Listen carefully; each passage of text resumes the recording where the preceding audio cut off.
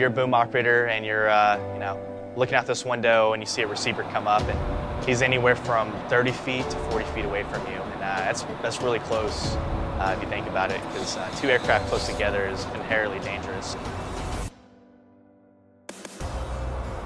So when we go back to do air refueling, we lay on our stomachs, what's called the boom pod. And your first time, it's a little tight because you don't have much room to move around, but honestly, it's pretty comfortable. Lay out there and you get a world-class view of the world and of multi-million-dollar aircraft. So I enjoy it. It's an awesome view. So 909th, we play a big role here in the Pacific AOR because we are the only active duty tanker squadron in the entire Air Force that represents the Pacific. Our squadron motto is always there and never here, because we are always out there doing the mission, and we're never here, so it's always great to be on the road. So being a boom operator, it's a really small career field. I think there's less than maybe 1,000 active duty booms. But in order to be a boom operator, you can't be colorblind. You gotta have good depth perception and pass your flight physical as well. So that's basically it. And then once you get into training, pass all your flight training requirements, you'll be good to go. Pop into flight suit, so it's not bad.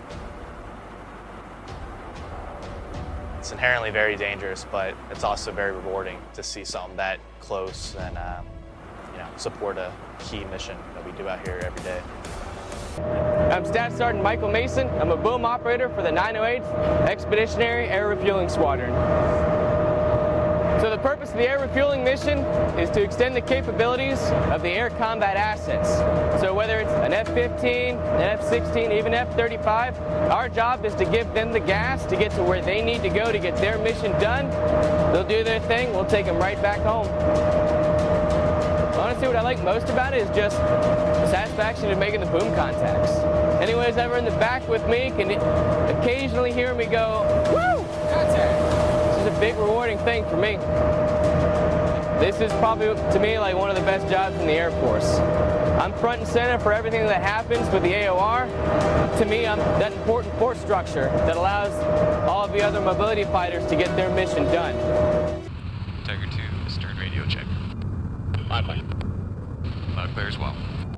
Being a boom operator flying here out of Sioux City, I mean, it really kind of makes this an international airport. I've flown direct from Sioux City to Germany 3 times. I've gone to Northern Ireland, Denmark, Italy.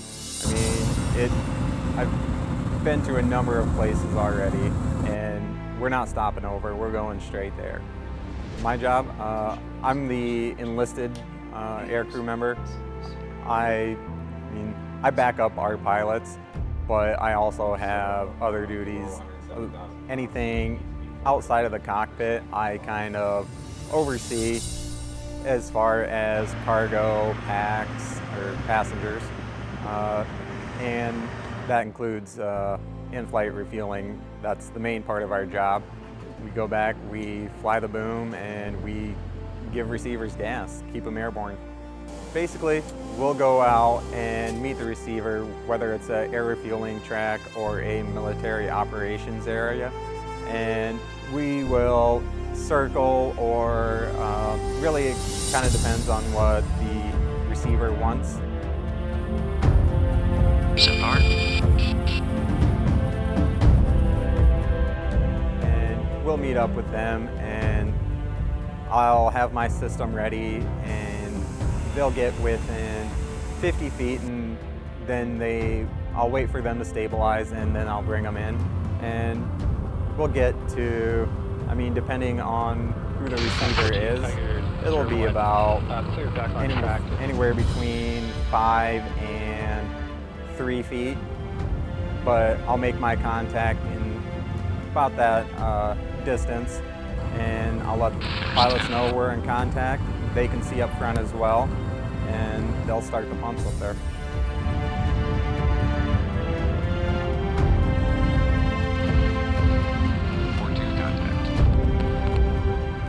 Air refueling is important because it gives us a global reach. I mean, a lot of these fighters, they can't make it overseas without refueling in the air. So, I mean, it gives us a reach. We can be across the ocean in a much shorter amount of time than, say, when they had to pack planes up on boats and sail them across. It's the best job I've ever had. All I've ever really wanted to do in my life was fly. I fly in the civilian world as a pilot, so anytime I can be in the air, that's where I want to be. I love watching new guys when it clicks and they see it's not a hard job by any means, but there's a ton of responsibility. The ops tempo, it's pretty demanding right now. I pretty much just plan, and my family plans on me doing a desert deployment about every year and a half really anymore. But then you throw in Guam, you throw in exercises, the Czech Republic, got a couple of alert lines. It's just nonstop. It's a high ops tempo, but if you enjoy doing it, that's the fun part of the job. It's getting in the airplane with two of your friends and doing it. You don't get cut a lot of slack in this building. There's a reason for it, because you can't when we're in the airplane, just the three of us. You gotta be on your A game, and the guys that make it are the guys that can adapt and roll with the punches and learn from their mistakes and learn from being told what their mistakes are and move on and become better. And that's what it really takes to be successful in this job. The KC-135 has a variety of mission sets. And so the boom operator is responsible for obviously manipulating the boom controls to refuel a variety of aircraft.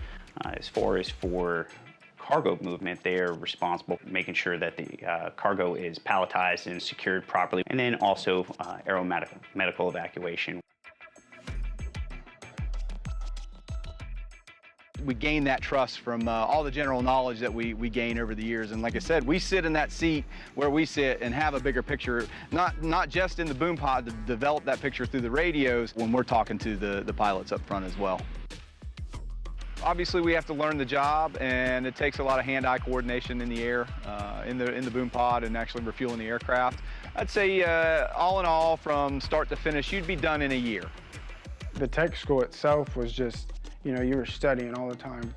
And then once we actually got to BIQ and Altus, that's when it really started to click. It was hard, but you were hands-on. You were like learning stuff about your specific plane. You know, that's when everything started to click, and I started, you know, really, really enjoying what I was doing.